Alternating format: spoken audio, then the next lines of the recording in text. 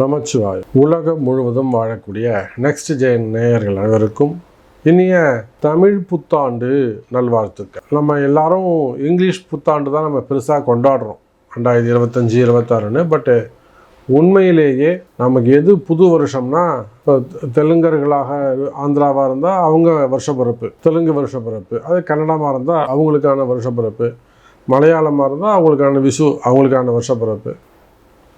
அந்தந்த மொழிக்குன்னு ஒரு வருஷப்பிறப்பு இருக்கும். ரெண்டாவது, இதெல்லாம் பஞ்சாங்கத்தை அடிப்படையாக கொண்டது. இதெல்லாம் பஞ்சாங்கத்தை அடிப்படையாக கொண்டது. அப்போது இந்த மற்ற வருஷப்பிறப்பு எல்லாம் விட இந்த புது வருஷப்பிறப்பு, சித்திர வருஷப்பிறப்பு, தமிழ் வருடப்பிறப்பு தான் நம்ம எல்லாருக்கும் ஜாதக ரீதியாக நம்ம வாழ்க்கைக்கு வாழ்வியல் ரீதியாக நடக்கக்கூடிய சம்பவங்கள் எல்லாம் ஒத்து போகும். எப்படி தை பிறந்தா வழி பிறக்கும் அப்படின்னு சொல்கிறாங்களோ, அதே போல் சித்திரா பிறந்துச்சுன்னா சூரியன் உச்சம் பெறுவார். சித்திரை மாதத்தை ஏன் வருஷப்பிறப்பு அப்படின்னு கணக்கில் வச்சாங்க? ஆதித்யாதி நவக்கோள்களில் முதன்மையாக இருக்கக்கூடிய கிரகம் சூரியன். அந்த சூரியன் மேஷ ராசியில் உச்சம் பெறுகின்ற ஒரு மாதம் இந்த சித்திரை மாதம். அதனால தான் சித்திரை மாதத்தை வருஷப்பிறப்புன்னு வச்சாங்க. புரியுதுங்களா?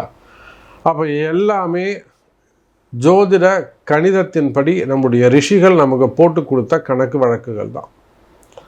நம்ம ரிஷிகள் நமக்கு போட்டு கொடுத்த கணக்கு தான். அதுதான் இன்னி வரலும் 2000 4000 இல்லை 40,000 யுகங்கள் கடந்து 4 யுகத்தை கடந்து இன்றைக்கும் நிலைச்சி நிற்குதுன்னா அதுக்கு காரணம் அதில் இருக்கக்கூடிய உண்மைத்தன்மைகள். அப்போது உலகம் முழுவதும் வாழக்கூடிய அன்பு நெக்ஸ்ட் ஜென் நேயர்களுக்கு இனிய தமிழ் புத்தாண்டு நல்வாழ்த்துக்கள். இந்த தமிழ் புத்தாண்டில் என்னெல்லாம் மாற்றங்கள் வரப்போகுது? மெயினாக இந்த மாதம் உங்களுக்கு என்ன நடக்க போகுது? அதே போல் இந்த சித்திரை வருஷப்பிறப்பு எப்படி இருக்கும்? நிச்சயமாக குரு மாற போகிறாரு. இந்த பராபவ வருடம், இந்த வருஷத்துக்கு பேர் பராபவ வருடம். இந்த வருஷத்தில் 2 பெயர்ச்சிகள் உண்டு. ஒன்று குரு பெயர்ச்சி, இன்னொன்று ராகு கேது பெயர்ச்சி. அப்போ இந்த 2 பெயர்ச்சிகளை உள்ளடக்கிய இந்த பராபவ வருடம் மொத்தமாக இந்த வருஷம் எப்படி இருக்க போகுது? மெயினாக இந்த சித்திரை மாதம் அல்லது இந்த ஏப்ரல் மாதம் உங்களுக்கு எப்படி இருக்க போகுதுன்னு பார்க்கலாம் வாருங்கள். மீனராசி ஜன்ம சனி நடக்குது. அதோட கூட இந்த சித்திரை மாதம் சித்திரை வருஷ பிறப்பு இருக்கு. இது ரொம்ப இந்த வருஷம் பிறந்திருக்கக்கூடிய இந்த பராபவ வருஷம் மற்ற ராசிக்கெல்லாம் எப்படி இருக்கோ இல்லையோ, நிச்சயமாக நம்முடைய மீன ராசிக்கு நல்லா இருக்கு. ஏன்னா ஒரு பக்கம் ஜென்ம சனின்னா ராசியிலேயே சனி பகவான் இருப்பது. இதில் அந்த சித்திரா வருஷம் பிறந்து சித்திரா மாதம் வைகாசி மாதம் கொஞ்சம் எச்சரிக்கையாக இருக்கணும். ஏன்னா தேவையில்லாத விபத்துக்கள் ஏற்படும். செவ்வாய் சனி சேர்க்கை. நீங்கள் எவ்வளோதான் வேலை செஞ்சாலும் உங்களுக்கு நல்ல பேர் கிடைக்கிறது கஷ்டமாக இருக்கும். உங்களை வாயார வாழ்த்த மாட்டாங்க யாரும். அடிமையாக வச்சுக்கணும்னு நினைப்பாங்க. சனி செவ்வாய் சேர்க்கை. புரியுதுங்களா? நீங்கள் ஒரு குடும்ப பெண்ணாக இருக்கலாம். அந்த குடும்பத்துக்கு வேர்வை சிந்தி உழைப்பீங்க. நீ என்னம்மா பண்ண காலிலேருந்து? ஒன்றுமே பண்ணலையம்மா அப்படின்வாங்க. மாமியார் வந்து நடிப்பாங்க, இல்லை வீட்டுக்காரர் வந்து டாமினேட் பண்ணுவார். இல்லை ஒரு குடும்பத்துக்காக ஒரு ஆம்பளை உழைச்சி போடுவாங்க. நீ என்னதையா ஒன்றுத்துக்கு லாய்க்கலையா நீ அப்படின்னு பொண்டாட்டி திட்டும். அப்போ இது போல் வேலை செய்கிற இடத்துல, தொழில் செய்கிற இடத்துல, சொசைட்டியில், பலகர இடங்களில், கட்சியில், உங்களுடைய நிறுவனங்களில், உங்கள் கம்பெனியில், அப்பா கிட்ட, அம்மா கிட்ட, முன்னோர்களிடத்தில், பெரியவங்களிடத்தில் ரெகக்னைஸ் கிடைக்காது. உங்கள் உழைப்புக்கு ஒரு நல்ல பேர், ஆத்தரைசேஷன் கிடைக்காது. நீங்கள் ஒன்றுமே வேலை செய்யாதவங்க நல்ல பேர் வாங்கிட்டு போவாங்க. நீங்கள் கடின உழைப்பு செஞ்சுட்டு திட்டு வாங்கிட்டு வருவீங்க. இதே தான் பிஸ்னஸ்ஸு. எக்ஸ்போர்ட் இம்போர்ட்டாக இருக்கலாம், இல்லை வந்து லெதர் பிஸ்னஸாக இருக்கலாம், கார்மெண்ட்ஸாக இருக்கலாம். ஸோ பையர்ஸோட வரக்கூடிய பிரச்சனைகள், இல்லை வந்து மேனுஃபேக்சரிங் யூனிட்ஸ், கம்பெனிஸு, ஃபேக்ட்ரிஸ் வச்சு நடத்தக்கூடியவங்க, மேனுஃபேக்சரிங் யூனிட்ஸ் வச்சு நடத்தக்கூடியவங்க, மார்க்கெட்டிங் செய்யக்கூடியவங்க.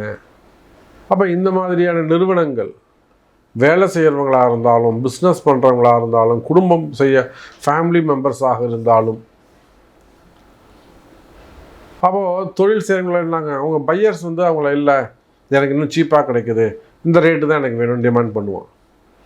லாபமே இல்லாமல் எப்படி சாமி நம்ம தொழில் செய்கிறது? ஏற்கனவே நான் ரொம்ப கம்மியான விலைக்கு தான் நான் செஞ்சுக்கிட்டு இருக்கேன், இன்னும் நான் எப்படி குறைச்சிக்க முடியும்? நம்ம பையரே வேணாம், போங்க, நான் சும்மா இருக்கேன் சாமி.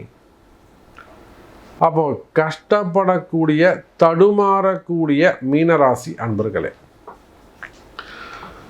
ஒரு சின்ன தடுமாற்றம் ஏற்படும். எப்படிங்க? ஒரு சின்ன தடுமாற்றம் ஏற்படும். ஆனால் கவலை வேண்டாம் மீன ராசி அன்பர்களே, இந்த புது வருஷம் உங்களுக்கு கை கொடு. ஃபஸ்ட்டு ஒரு 2 மாதம் கவனமாக இருங்க. கண்டிப்பாக உங்கள் பிறப்பு ஜாதகத்தை ஒரு முறை கொண்டு அதற்குரிய வழிபாடுகள் பரிகாரங்கள் வீட்டில் செய்யணும்னா வீட்டில் ஏதாவது ஒரு ஹோமம் பண்ணுங்க, அல்லது என்ன ஒரு ஆலய வழிபாடுகள் செய்யுங்க. நிச்சயமாக இந்த தமிழ் வருஷம் உங்களுக்கு கை கொடுக்கும். குறிப்பாக பிஸ்னஸ் பண்ணக்கூடியவங்க, தொழில் செய்யக்கூடியவங்க அலட்சியமாக இருக்காதீங்க. இவர் ஏதோ ஒன்று சொல்கிறாரு, ஏதோ ஒன்று பார்த்துக்கலாம் அப்படின்னு அலட்சியமாக இருக்காதீங்க. ஒவ்வொரு வார்த்தையும் உங்களுக்கு முத்து முத்தாக தங்கத்திற்கு சமமானது.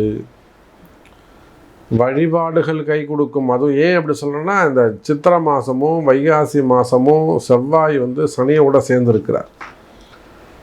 சிறு சிறு விபத்துக்கள், வண்டியில் வாகனங்களில் போகும்போது வரும்போது, இந்த டிரான்ஸ்போர்ட் பிஸ்னஸ் பண்ணுறவங்களா வண்டிகளை ஜாக்கிரதையாக பார்த்துக்கணும்.